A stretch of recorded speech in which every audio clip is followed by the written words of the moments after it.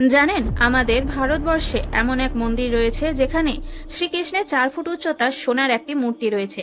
এমনকি এই মন্দিরের উল্লেখ মহাভারত সহ হিন্দু ধর্মের সকল পুরাণে থাকা সত্ত্বেও মন্দিরের একটি দরজা খোলার চেষ্টা চলছে কয়েক বছর ধরে। মন্দিরটি বর্তমানে বিশ্বের সবচেয়ে ধনসম্পদশালী মন্দিরগুলির মধ্যে অন্যতম।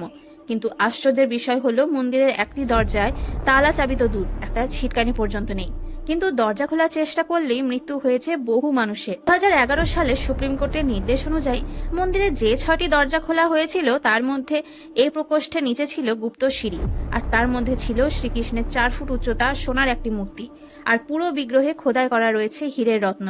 আর এই বিগ্রহকে পরানোর জন্য 30 কেজি ওজনের সোনার পোশাক। এছাড়া বাকি প্রকোষ্ঠগুলিতেও ছিল অমূল্য ভান্ডার, বস্তা বস্তা সোনার মুদ্রা, হিরে, চুনি, পান্না, কত কি। কিন্তু কেরালার এই পদ্মনাভ স্বামী মন্দিরের বাকি দরজা খোলা গেলেও দ্বিতীয় দরজা অর্থাৎ বি প্রকোষ্ঠের দরজা খুলতে গেলেই মৃত্যু হয় কর্মকারের। প্রচলিত বিশ্বাস অনুযায়ী এই দরজা খুলতে গেলে লাগবে অনেক শক্তিশালী মন্ত্র, আর এর অন্যথা হলেই অভিশাপ অনিবার্য।